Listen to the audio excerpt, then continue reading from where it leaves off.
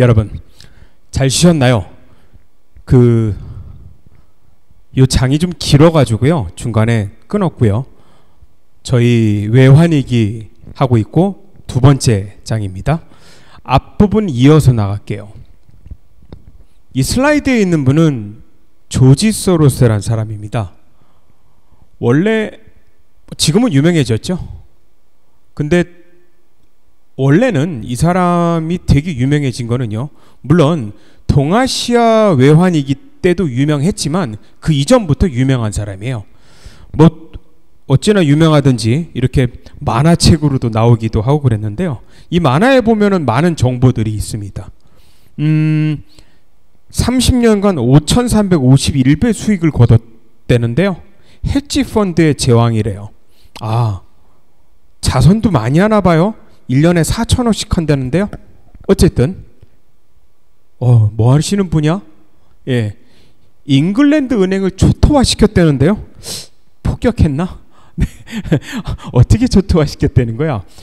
요 얘기를 조금 해야 돼요, 사실은요. 자, 제가 좀 요약을 해봤는데요. 1992년 이 배경입니다. 이것을 우리는 그 검은 수요일 뭐 이렇게 부릅니다. 이 배경을 좀 아셔야 돼요. 현재 저희는 EU죠, 그죠? 아, 유럽이 통합됐구나라고 하는데 유럽 통합이 뭐 굉장히 오래된 얘기는 아닙니다. 사실은 이 유럽이요, 뭐 아시는 분 아시겠지만 1차 세계대전, 2차 세계대전의 발발지잖아요. 사실은 뭐 자기들끼리 몇천 년에 걸쳐 싸웠죠. 이렇게 사이좋게 지낸 지가 얼마 안 돼요. 2차 세계대전 이후고요. 이것을 이제 막 시작했던 게 이런 배경입니다. 그 1990년도에요. 그 유럽 통합에 앞서서 ERM이라는 걸 실시해요. 그 European 이 R은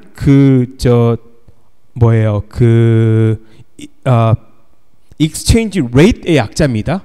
그 다음에 M은 메커니즘이고요. ERM은 한국말로 번역하면은 유럽 환율 안정 메커니즘 이런 걸 만들어 가지고 일단 이제 유로로 통합하기 전에 일종의 그 고정 환율제를 유지하면서, 왜냐하면 여러 화폐들을 쓰니까 그거를 가지고 하나로 묶으려는 이런 시도가 있었어요. 그리고 1992년에 이제 그 마스트리트 조약이라는 게 발효돼서 이제 EU가 출범하기 직전입니다. 그래서 12개국이 조인되면서 이제 EU가 막 생기려는데, 여러분 지금도 아시다시피 영국은 그대로 파운드화를 쓰죠. 어떻게 보면은 이 조지 소로스로부터 당한 것에 대한 결과로 보시면 돼요. 자, 내용 잠깐 보실게요. 이런 배경이 있었거든요. 근데 1992년도 7월에 영국 재계는 이런 발표를 합니다. 파운드화 가치를 내리고 금리를 좀 인하하세요. 요구 성명을 발표하는데요. 여러분 이런 요구가 있는 배경을 보면은 짐작하실 수 있겠죠. 영국이 당시 어떤 거를 가져갔다는 거죠, 정부가? 당연히 고파운드화 정책을 실행했다는 얘기죠. 다시 말하면 파운드화 가치를 높인 거예요. 높인 여러 가지 이유가 있어요. 왜냐하면 다른 화폐들이랑 이제 통합하고 할 텐데 당연히 거기서 점유를 하려면은 환율을 높게 가지고 가는 게 좋겠죠. 왜냐면 방금 전에 2년 전에 ERM도 가입을 해놨잖아. 유럽 환율 안줄 메커니즘도. 물론 이런 성명을 발표했었을 때 정부는 당연히 무시를 합니다. 당시에 재무장관이 라몬트란 사람이라는데요. 이런 성명을 발표해요. 뭐라고 하냐면 파운드 절하. 여러분 절하라는 거 다 아시죠? 이미 저한테 배웠으니까. 디프리시에이션입니다. 원래 디프리시에이션 되면은 좋은 거는 수출은 잘 되겠죠, 물론. 그죠? 근데 말씀드린 대로 디프리시에이션이 되면은 물가는 오히려 불안합니다. 여러분 환율이 오르는 게 좋아 내리는 게 좋아 이런 정답은 없어요. 각 플레이어별로 다 생각이 다릅니다. 그리고 일장일단이 같이 존재하죠. 당시 어쨌든 영국 재무장관 라몬트는 파운드와 절하 절대로 안 할 것이고 이하를 탈 텐 없다 이렇게 성명도 발표합니다. 당시 총리가 메이저 총리라는 사람이었는데요. 9월에 연설을 합니다. 파운드와 절하 혹은 금리를 내리는 인플레이션 선택은 안 하겠다 이렇게 발표를 하고, 이 연설을 듣던 영국 국민들이 이제 와 하겠죠, 그죠? 와 안 해요? 인플레이션 안 나게 내가 파운드와 절하도 안 할 거고 금리 내리지도 않겠다는 거잖아요. 어쨌든 군중은 환호했습니다. 자, 우리 요까지 배경을 통해서 알 수 있는 현재 사실. 1992년에 영국 파운드와는 어떻게 해요? 강하다라는 거죠. 그죠? 근데요, 여기 등장한 사람이 조지 소로스입니다. 조지 소로스 얼굴 다시 한번 보실까요? 좀 늙었는데 이 아저씨. 92년만 해도 이거보다 훨씬 젊었겠죠, 그죠? 예, 이 사람이 등장해요. 이 사람이 등장해서 이렇게 생각을 하는 거죠. 영국 파운드화가 굉장히 고평가돼 있네. 원래는 훨씬 더 가치가 떨어져야 되는데, 제 말 잘 들어보세요. 가치가 떨어져야 되는데 현재 영국 정부 및 중앙은행의 여러 이유로 영국의 파운드화가 굉장히 가치가 높다는 거죠. 자, 보세요. 그 금융포식자들이 영국을 어떻게 공격하는지 이 메커니즘을 써놨는데요. 여러분, 원래는 제가 그래프 그리거나 아니면 수식으로 처리할 수 있는데 그냥 쉽게 써놨어요. 이렇게 버서스, 그죠? 보세요. 조지 소로스는요, 파운드화가 고평가되어 있다고 확신하는 겁니다. 여러분, 금융포식자들이 어떻게 돈을 버는지 잘 보세요. 당시 조지 소로스가 가지고 있었던 펀드 이름이 퀀텀 펀드거든요. 이 퀀텀 펀드를요, 그죠? 이 퀀텀 펀드는 국제 펀드예요. 다시 말하면 국제 펀드이기 때문에 이렇게 자유롭게 외환을 살 수 있겠죠. 예를 들면 영국에 이제 회사를 만들어 놓고 투자를 하는데 어떻게 투자하면은요, 영국 파운드화를 차입을 해요. 얼마 차입하냐면 한 100억 달러. 돈도 많아, 그지? 여러분, 100억 달러면 한 10조죠, 그죠? 대략. 예, 파운드화를 차입을 합니다. 여러분 봐요. 파운드화를 차입한다는 얘기는 제가 아까 그래프에서 보셨듯이 그 그래프 다시 보세요. 로너블 펀드 마켓에서 수요가 늘어나는 거고 당연히 금리가 상승하죠. 맞죠? 금리는 상승합니다. 파운드화를 차입해가지고요, 테크니컬하게는 독일의 마르크화를 매수를 해요. 근데 설명의 편의상 그냥 독일의 마르크와 US 달러 같이 볼게요. 설명의 편을 위해서 그래요. 테크니컬하게는 파운드화를 차입해서 독일 마르크화를, 당시에는 독일 마르크화라는 게 있었어요. 지금은 EU가 통합돼 가지고 유로를 쓰는데 어쨌든 독일 마르크화를 매수를 합니다. 자, 독일 마르크화를 매수, US 달러라고 볼게요. 그러면 금융시장에서요 어떻게 되냐면요, 파운드화 공급이 증가됩니다. 왜냐하면 US 달러를 사면은 금융시장에서는 파운드화가 증가가 되죠. 파운드화가 폭락합니다. 근데 파운드화가 폭락해서 환율이 상승하는 거는 중앙은행 입장이 아니죠. 맞죠? 왜냐하면 이 전 내내 뭐라고 그랬어? 총리도 그렇고 재무장관도 그렇고 파운드화 절하 안 한대잖아. 전화를 안 하는 이유는 뭐죠? 물가적인 문제가 있겠고요. 두 번째는 ERM 가입했잖아. 그러면 영국의 파운드화가 강력한 걸 원하는 거죠. 그죠? 근데 조지 소로스가 와가지고 무려 10조나 파운드화를 차입해가지고 금융시장에서 파운드화를 공급하면 파운드화 가치가 떨어질 거 아닙니까? 환율이 상승해. 여러분, 이걸 막으려면 어떻게 해야 돼요? 영국 중앙은행 뱅크 오브 잉글랜드가 파운드화를 사야 돼요. 외환시장에서. 그러면 US 달러를 팔아야 되겠죠. 맞죠? US 달러를 풀어야 돼요. 근데 여기서 뱅크 오브 잉글랜드, 자, 마르크와 다시 말하면 달러를 공급을 해야 돼요. 이 굉장히 당시에 영국 재무장관이 치명적인 실수를 합니다. 성명을 발표하면서 이래요. 이렇게 파운드화가 폭락하니까 우리 영국 정부는 이거 좌시하지 않겠다라고 하면서 150억 달러를 차입해서 파운드를 방어하겠다 그래요. 왜 치명적인 실수냐고요? 자기의 패를 보여줬잖아. 현재 마르크화나 달러 별로 없다는 거 아니야. 뱅크 오브 잉글랜드에, 맞지? 그러니까 차입까지 한대네? 얼마 차입한댔어? 150억 달러. 그러면 쟤들 150억 달러의 탄환을 가지고 사겠네? 라고 하는 건데 여기 이미 100억 달러 차입해놨죠. 여기에 이제 추가로 다른 포식자들이 막 붙어요. 그래가지고 여기에 있는 돈은 버서스죠? 이쪽에 있는 돈은 200억 달러야. 여기는 150억 달러고. 그래서 둘이 전쟁을 한 거예요. 한 달 동안에. 그래서 여기서는 달러를 계속해서 공급하고 여기서는 달러를 계속해서 사면서 파운드화를 공급하죠. 여러분 이 과정에서요 어떻게 돼요? 제가 말씀드렸듯이 금리는 올라갑니다. 론오블 펀드 마켓에서 파운드화를 차입하니까 금리도 올라갈 뿐만 아니고 뱅크 오브 잉글랜드는 금리를 올려야 돼요. 왜 금리를 올려요?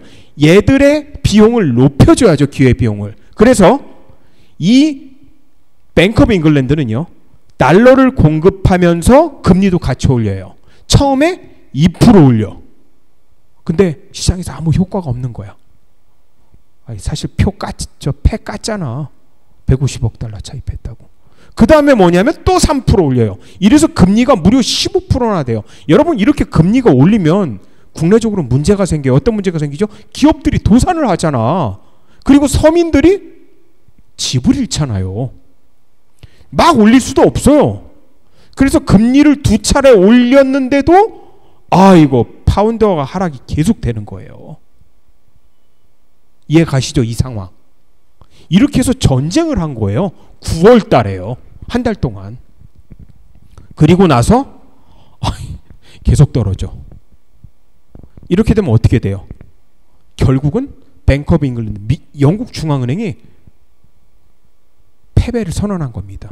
어떻게 해요? 파운드와 절하할게 이렇게 해요. 여러분 이 메커니즘 동안에 계속해서 환율은 고정이에요. 근데 여기서 졌죠. 왜냐면 계속해서 달러를 여기서는 공급을 하고 여기서는 달러를 사가지고 파운드를 공급하는데 환율은 고정이 돼 있잖아. 맞죠? 환율은 고정이 돼 있잖아요. 드디어 파운드화를 절하한 거죠. 영국 정부는 이 조지 소로스의 싸움에서 졌어요. 파운드화를 결국은 절하하고 ERM을 탈퇴하게 됩니다. 여러분 이 여파로 사실은 계속해서 영국이 파운드화를 쓰는 거죠. 이 메커니즘 이해 가시죠? 여러분 얘가 어떻게 돈 버는지 볼게요. 사실은 조지 소로스는 이 한 달 사이에 영국 중앙은행과의 전쟁에서 1조를 벌어가요. 그래서 영국을 상대로 해서 1조를 번 사나이로 일약 유명해집니다. 자, 여러분 아주 쉽게 다시 설명할게. 잘 보세요, 여러분. 이게요. IMF 때 우리랑 그대로 비교해 볼게요. 여기가 한국 정부라고 생각하고요. 여기가 조지 소로스라고 생각할게요. 물론 조지 소로스는 한국에서 금융투기를 하지 않았습니다. 우리가 사실은 IMF 위기를 맞은 것은 자체적인 모순에 의해서 스스로 무너진 거예요. 근데 만약에요 이거. 만약에 한국의 금융포식자가 와서 돈을 어떻게 벌어갔다고 시간을 거꾸로 돌리면 어떻게 했을 것 같아요? 여러분 저희 환율이 금융위기 직전에 1대 1000이었잖아. 그러면 1대 1000일 때 10억 달러를 가져와서요. 한국 돈을 차입해가지고 US 달러를 샀다고 볼게. 그러면 지금 1조 빚이 있어요. 그죠? 1조 빚이 있어. 1조 빚이 있고 10억 달러를 차입을 했어. 그래가지고 그거 가지고 US 달러 계속 사겠죠. 그러면 한국이 1대 1000을 방어하려고 중앙은행이 계속 달러를 풀다가 어떻게 됐죠? 달러가 없잖아. 그래서 결국은 고정환율 포기하면은 1대 1000에서 1대 2000 갔죠. 2배 된 거거든요. 그러면 금융포식자 입장에서는 그 돈 갚으면 돼요. 어떻게 갚아? US 달러 산 거를 팔아. 그러면 얼마 생겨요? 2조 생기잖아요. 맞죠? 처음에 빌릴 땐 1조였잖아. 근데 US 달러로 가지고 있다가 환율이 1대 2000으로 변하면 팔면 2조잖아. 그러면 1조 갚고 1조는 이득이 되는 거죠. 이해 가시죠, 제 말? 네.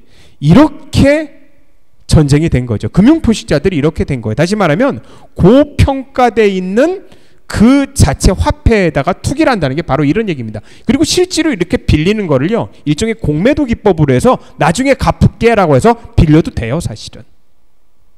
결론은 10월에요. 파운드화는 폭락을 합니다. 맞죠? 파운드화 폭락하고요. 기사가 나요. 신문에. 파운드화 폭락으로 10억 달러를 번 사나이 이렇게요. 그 이전까지 조지 소로스는 그렇게 유명한 사람은 아니었겠고요. 이 기사로 일약 스타가 됩니다. 어떻게 금융포식자들이 그 나라 공격하는 걸 알겠죠. 여러분 이 메커니즘이요. 똑같이 동남아에도 적용되는 겁니다. 동남아에 제일 처음에 조지 소로스가 영국 공격했죠. 92년도에. 96년도에 97년도에 동남아 공격할 때는 역시 태국 바트를 공격했어요. 메커니즘은 똑같아요. 태국 바트가 고평가돼 있다는 거죠. 그래서 똑같은 메커니즘으로 사실은 해당 통화를 공격하는 겁니다. 이 사건으로 조지 소로스는 유명해졌고요. 사실은 이게 이제 신문에 나오고 다 밝혀지고 난 이후에 뭐 영국 정부 관계자들은 당연히 조지 소로스를 맹비난하죠. 뭐 조지 소로스 때문에 유럽의 어떤 꿈, 다시 말하면 우리 영국이 이렇게 이거 ERM 탈퇴했잖아요. 뭐 꿈을 물거품으로 만들었다. 그리고 저런 어떤 금융 포식자들 때문에, 헤지펀드들 때문에 영국 정부가 40억 파운드 손실을 봤다, 이렇게 정부 관계자들이 맹 비난을 하는 반면에 오히려 영국 시민들은 제가 보기에는 수준이 되게 높았을 것 같은데요. 뭐 후진국이었으면 다들 뛰들르고 나가지고 규탄한다 이렇게 안 했죠, 그죠? 굉장히 냉소적이었다고 그래요. 오히려 무능한 정부 뭐 한 거야? 조지 소로스라는 누구야? 여러분, 이 사건으로 해서 파운드가 폭락됐죠. 그래서 시민들은 뭐냐면 오히려 수출 늘어나겠네, 뭐 이렇게 말하는 사람도 있다고 하고요. 뭐 금리가 좀 내려가겠는데? 그리고 오히려 영국 정부 상대로 해서 1조를 벌어갔어? 대단한 놈이네. 좀 냉소적이었다고 그래요. 예, 어쨌든 이렇게 그 국제 투기 자본이 그 해당 통화를 공격한다는 메커니즘을 아시면은 좀 더 이해가 편하실 겁니다. 자, 우리 이제 IMF로 다시 돌아와 볼게요. 조지 소로스가 어떻게 돈 버는지 알았으니까.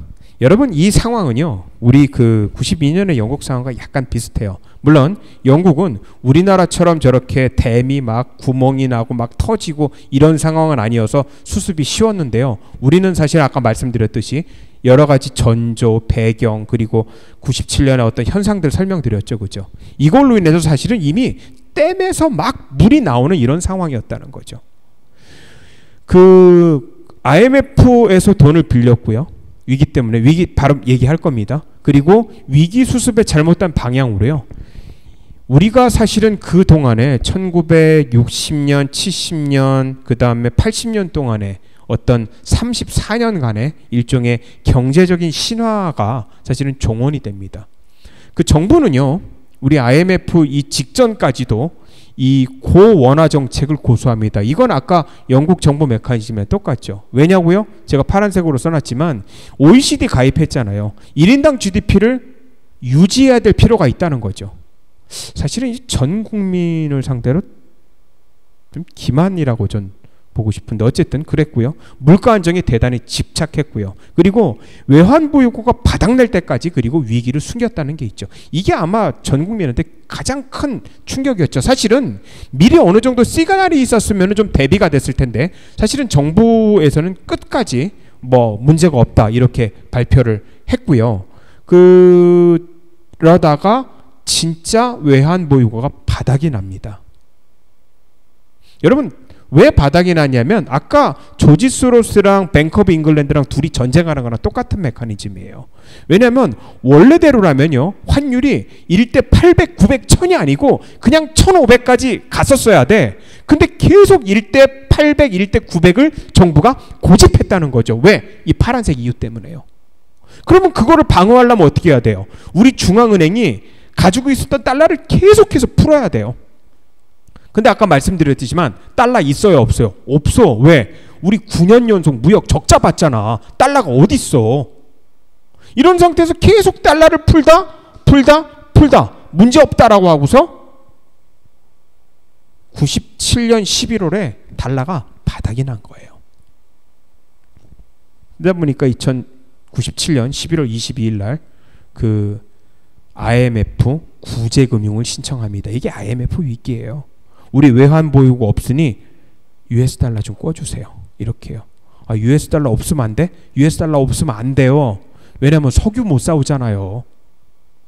그죠? 그래서 22년에 IMF 구제금융 신청을 하고요. 김영삼 당시 대통령이 대국민 담화를 발표합니다. 이런 상황에서 어쩔 수 없어서 IMF 구제금융 신청을 한다라고 했고요. 사실 이 대국민 담화 발표를 했고, 이로 인해서 그나마 남아있던 이제 300억 달러도 급속히 유출돼 가지고 완전히 외환 고갈이 됩니다. 이게 사실 팩트인데요. 제가 제일 처음에 IMF 어떤 전조하면서 오만이라는 표현을 썼는데요. 사실은 요건 거기에 굉장히 관련이 있어요. 국제정사를 굉장히 오판을 하고 있었죠. 여러분, 요즘은 최근에 코로나 사태 어라운드 있었을 때 막 우리도 $1 환율이 올랐다가 다시 진정이 된 적이 있죠. 어떻게 해결을 했죠? 예, 스왑했죠. 저희 미국이랑 스왑 체결했잖아요. 근데요, 당시에 우리 대한민국이랑 스왑을 체결해주는 나라들이 한 나라도 없었어요. 왜냐고요? 당시에 여러 나라들이 대한민국 다 싫어했거든요. 제가 아까 그랬잖아요. 국제적 정사의 오판이고, 그리고 무지랑 오만이라고요. 여러분, 참 무식하면 용감한 거예요. 오히려 이 IMF 구제금융 신청 직전에요. 사실은 우리 특사가 미국에 가서 수합을 요청합니다. 근데 거절당했어요. 여기에 대해서도 제가 1시간 얘기할 수 있는데, 당시 국제정세에 대해서도요. 자세한 얘기는 안 할게요. 당시 한미 관계가 되게 안 좋았어요. 그랬어요. 그래서 수합하자고 했을 때 거절당합니다. 일본도 갔거든요. 거절당했어요. 중국도 갔고 거절당했어요. 다 거절당했어요. 그건 나머지 있을 때가 IMF뿐이 없지 뭐. 그죠? 그래서 IMF에 돈 빌린 거예요. 근데 IMF에서 돈을 빌리는 대가는 가혹합니다. 일단 이렇게 IMF 구제금융을 신청하고 완전히 항복선언을 했죠. 이러니까 환율이 쫙 올라가기 시작하는 거예요. 야, 대한민국 망했네 라고 해서 여기 있던 US 달러가 다 밖으로 빠져나가요. 밖으로 빠져나갈 때 어떻게 빠져나갔어요? 해외 금융사들이 당연히 US 달러를 내놓으라고 해서 한국 원화를 여기다가 풀겠죠. 그러니까 한국 외환시장에는 한국 돈만 넘치는 겁니다. 그래서 환율이 단숨에 800원이었다가 쫙 올라가서 1,600원까지 급등하고요. 아까 말씀드렸지만 이게 거의 2,000원까지 1960원까지 이렇게 딱 찍습니다. 자, 문제는 그 다음부터예요. 어떻게 보면은 뭐 일시적인 외환위기다라고 생각할 수 있는데요. 1998년 이제 1월부터 일종의 이제 IMF 관리 체계가 됩니다. 그럼으로써 사실은 구조조정을 굉장히 잘못된 방향으로 하죠. 이게 굉장히 또 치명적이었어요. 일단 금융투기의 공격으로 이게 무너진 게 아니었거든요. 그럼에도 불구하고 한국은행에서 단기 콜 금리를 상승을 시킵니다. 단기 콜 금리를 30%까지 향상시켜요. 이게 당연히 일반 은행의 대출 금리는 대폭 상승되고요. 거의 뭐 이금융권까지 가면 이자율이 50%가 넘는 거야. 이런 상황에서 어느 기업, 어느 개인이 버틸 수 있겠습니까? 그래서 말씀드렸듯이 수많은 기업들이 다 부도가 나요. 빚이 있었던 기업들이. 게다가 개인으로 빚이 있었던 사람이 있죠. 왜냐하면 대부분 집 사면서 다 아파트 담보대출 끼잖아요. 거의 대부분 파산을 합니다. 이래서 그 여파가 굉장히 컸어요. 정말로 여러 사람들이 고통을 받았죠. 그리고요, 은행을 개혁한다고 은행의 BIS 자기자본 비율을 8% 유지하라고 굉장히 압력을 넣죠. 이렇게 되다 보니까 은행에서는 BIS 자기자본 비율을 유지하려고 기존에 여신이 나갔었던, 다시 말하면 기업에 돈을 빌려줬었던 거를 억지로 다 이렇게 다 회수를 해요. 이 과정에서 역시 수많은 기업들이 부도가 났고 약 3만 개의 기업들이 무리한 기업 여신 회수로 부도가 납니다. 그리고 대기업 중에 이미 몇몇은 망한 데다가요, 기존에 있었던 대기업들한테 부채 비율을 200% 준수하라고 요구하는 거예요. 이것도 굉장히 무리예요. 여러분, 부채가 반드시 나쁜 건 아니었거든요. 근데 특히 해운사나 이런 데들은 부채 비율이 높을 수밖에 없죠. 왜냐하면 모든 배들을 어떻게 다 자기 돈으로 가지고 있습니까? 근데 모든 기업한테 일률적으로 부채 비율을 200% 준수하라는 거야. 여러분, 이 덕분에 계속 대기업들이 파산을 합니다. 그래서 IMF 기간 동안에 30대 대기업 중에 무려 3분의 1이 도산을 했어요. 여기에 당연히 대우도 포함이 됐고요.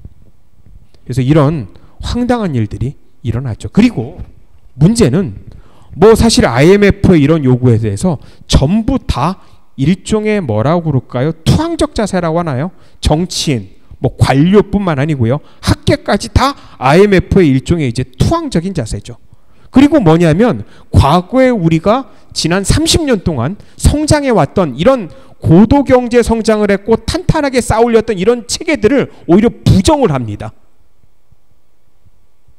한국의 고도 성장 그리고 과거의 국가 혁신 체제에 대해서 오히려 냉소적이에요. 다시 말하면 스스로 그렇게 무에서 유를 창조한 어마어마한 혁신 체계를 다 이렇게 비난을 하게 된다는 거죠. 참 비극이죠. 그래서 이런 일들이 일어나고요. 이런 어떤 그 여파는 현재까지도 계속되고 있다라는 거고요. 이 사진은 뭐냐면 이제 IMF 막 되고서 이 사람이 조지 소로스예요. 뭐 과거에 제 사진 비해서는 좀 젊은 조지 소로스죠. 예, 이때는 이게 최근 사진이고요. 이때 이제 우리나라에 또 와가지고 이렇게 또 투자를 하라고 하는데 전 참 이런 거 보면서 되게 황당하죠. 아마 조지 소로스도 이때 IMF 이후에 한국에 갔었을 때 좀 의아했을 거예요. 아니 뭐냐면 아니 원래 나는 한국 IMF랑 전혀 상관이 없는데 외환위기랑 맞죠? 이 사람이 공격한 거 아니잖아요. 우리나라는.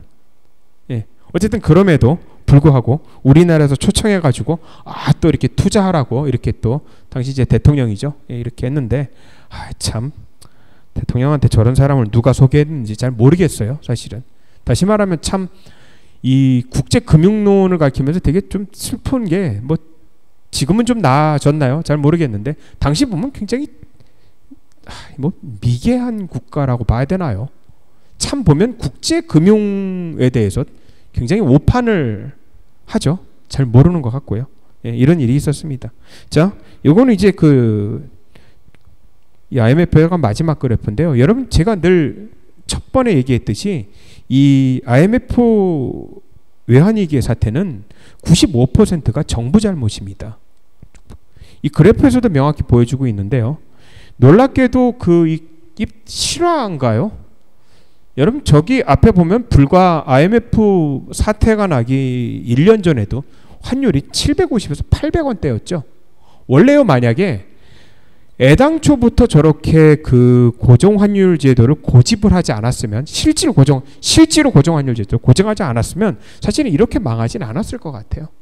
불과 이렇게 800원대가 여기가 뭐냐면 1940원이에요. 여기서부터 여기 오는데 한 달도 안 걸린다는 거죠. 예, 그래서 이런 어떤 사태들을 보여주고 있습니다. 보여주고 있고요. 책 하나 소개할게요. 마지막으로 이제 IMF 사태가 끝나고요. 시간이 어느 정도 10년 이상 지났고 뭐 여러 논문들이나 아니면 자료들이나 이것을 정리해서 과연 왜 그럴까 이런 반성의 시간들을 많이 가졌습니다. 근데 우리나라 외환위기에 대해서요 굉장히 잘 정리해 놓은 책이 있더라고요. 제목이 이제 금융전쟁이라고 하고 한국경제 기회와 위험에서 뭐 꽤 오래전 나온 책이에요. 신장섭 교수라고요. 싱가포르 국립대 교수입니다. 뭐 아마 잘 아시는 분은 아시겠지만 싱가포르 국립대는 전 세계적으로 굉장히 유명한 대학이에요. 아마 이 아시아 순위로 보면은 뭐 탑 1, 2위 정도 하는 대학입니다. 어쨌든 여기 경제학과 교수인 신장섭 교수가 뭐 굉장히 많은 논문들을 참고하고 본인의 연구 성과를 정리해서 책으로 나온 게 금융전쟁이라는 책인데 읽어보시면 뭐 굉장히 재밌을 겁니다. 뭐 절판됐나? 뭐 근데 절판됐어도 다 우리 알라딘에서 구할 수 있잖아요, 그죠? 한번 읽어보시면 되고요. 제가 몇 년 전에 세미나를 한번 같이 한 적이 있어요. 서울대에서 금융에 관련해서 세미나를 했었는데 이렇게 뭐 같이 만나서 좀 대담도 하고 제가 개인적으로 좀 여쭤보고 싶은 것도 있었고 뭐 그런 일이 있었습니다. 책 한번 보시면은 많은 인사이트가 있고요. 전체적으로 이제 1장, 2장, 3장, 4장이 돼 있는데 이 4장 한국경제 중용의 패러다임 여기가 이 외환 위기가 왜 발생했으며 이게 과연 이 한국 경제에 어떤 영향을 미쳤는지 굉장히 자세히 기술하고 있으니까 한번 참고로 보시면 될 것 같고요. 여러분 아까 환율을 이렇게 뒤집어 놓은 거죠. 보이시죠, 그죠? 이렇게. 예. 그 맨 마지막 이렇게 정리하고 이렇게 끝내도록 하겠습니다. 굉장히 긴 시간에 걸쳐서 얘기를 했는데요. 왜냐하면은 말씀드린 이론에 관한 거를 이제 현실에 투영하는 그런 장이기 때문에 그렇고요. 여러분 그냥 개인적인 교훈 몇 개 이렇게 정리하고 그 강의를 마치도록 하겠습니다. 성경책에 보면은요, 되게 재밌는 구절이 나와요. 어떤 구절이 나오냐면 굳이 기독교인 아니더라도 모세 얘기는 다 알 겁니다. 이집트에서 이제 홍해를 건넜던 모세의 유언을 이렇게 정리해 놓은 게 이제 그 성경의 신명기란 구절이 있는데 거기 보면은 요 구절이 있어요. 뭐냐면 망할 때는 속히 망한다 이렇게 유언을 남긴 게 있거든요. 근데 요 똑같은 유언이 이제 신명기 말고 그 다음에 가면 이제 여호수아라는 장이 있는데 거기도 여호수아가 죽을 때 모세랑 똑같은 말을 해요. 망할 때는 속히. 근데 저희 지금 IMF 위기하면서 저는 이게 굉장히 와닿는 게요. 이 댐이 무너질 때는요, 사실은 말씀드린 대로 수많은 작은 구멍들이 있거든요. 근데 댐이 무너질 때는 순식간에 무너집니다. 맞죠, 제 말? 우리나라도 그랬잖아요. 사실은 지난 한 7, 8년 그리고 짧게 보면은 이제 김영삼 대통령 집권기 한 5년 동안에 수많은 사실은 모순점들이 있었는데 그 원인들을 규명해서 해결하는 노력을 별로 안 했죠. 여러 분야에서요. 사실은 수많은 어떤 작은 구멍들이 있는데 붕괴가 된 거죠. 붕괴는 어떻게 해요? 역시 순식간에 됐다는 거죠. 그런 나라들이 있나요? 대부분 보면은 국가별로 보면 그런 나라들이 꽤 있어요. 최근 많이 회자되고 있는 베네수엘라. 여러분 베네수엘라 붕괴의 시발점은 저는 차베스가 했던 포퓰리즘적 복지, 평등 정책, 시장 개입 이 세 가지라고 보거든요. 이 세 가지를 차베스가 잘 실시했어요. 그래서 어리석인 국민들이 항상 표를 줬죠. 그래서 사실은 차베스는 선거할 때마다 연전연승이에요. 국민들이 이걸 좋아했고요. 근데요, 아시다시피 2014년부터 유가가 폭락하기 시작됐죠. 그리고 2018년엔 망했습니다. 딱 여기가 누수기간이 한 10년이죠. 사실은 그 이전까지 이런 정책 썼었으면 수많은 구멍들이 댐에 났을 텐데 사실은 다 무시했던 거죠. 그리고 댐이 터졌고 망했습니다. 여러분 2018년도에 베네수엘라는요, 인플레이션 레이트이 인플레 증가율이 300만 %예요. 300만 %라는 거는 물가가 3만 배가 뛰었다는 얘기입니다. 다시 말하면 10,000원짜리 물건이 1년 후에 3억 됐다는 얘기예요. 거의 망했다고 보시면 되죠. 사실은 요 어라운드 때요, 유가가 폭락하기 여기 어라운드 때 제가 브라질에서 학회가 있어가지고 브라질을 방문한 적이 있어요. 그러다가 베네수엘라 사람을 한 분 만났습니다. 거기 당시 이제 경제과 교수였는데 굉장히 걱정하더라고요, 요때. 왜냐하면 이미 사실은 수많은 어떤 댐에 작은 구멍들이 있고 균열이 있고 그게 막 터지려고 한다는 거예요. 그래서 이거 정말 망할 수도 있는데, 근데 역시 그 교수의 예언처럼 망했죠. 사실은 베네수엘라 망하고 난 이후에 사실 미국 갈 일이 있었고 한번 간 김에 베네수엘라로 방문할까 그래서 메일을 보낸 적이 있는데 절대로 오지 말라고 하더라고요. 그 당시에 오면 큰일 난다고. 2019년에 보니까 베네수엘라 수도에서요, 하루에 21명씩 죽는데요. 이 죽는다는 의미는 그냥 자연사하는 걸 빼고요, 살해당하는 사람 얘기입니다. 21명씩 살해가 당한대요, 하루에. 치안이 정말 나쁘다고 하더라고요. 그래서 스마트폰을 이게 길거리 다니다가 꺼내가지고 이렇게 찍으면은 그냥 스마트폰 뺏긴대요. 죽을 확률이 굉장히 크다고 해가지고 못 갔습니다. 사실 한번 방문하고 싶은데 메일 주고받는 과정에서 알았는데 사실은 이 위기 차베스 다음에 대통령이 마두로거든요. 어떻게 보면 경제에 이렇게 폭망한 사람인데 놀랍게도 지지율은요, 현재 2020년에도 40%나 돼요. 놀라운 지지율이죠. 마두로가 그런 데입니다. 이렇게 어려운 거 내 탓 아니고, 원래 우리 탓도 아니고, 이 사회주의가 보다도 완벽하게 실행했으면 이런 일이 없었는데 이런 게 국민한테 먹힌대요. 그리고 이렇게 못 사는 게 미국 놈들 때문이다. 그 남 탓하는 거 누구랑 비슷한데, 그죠? 위에 있는, 그죠? 네.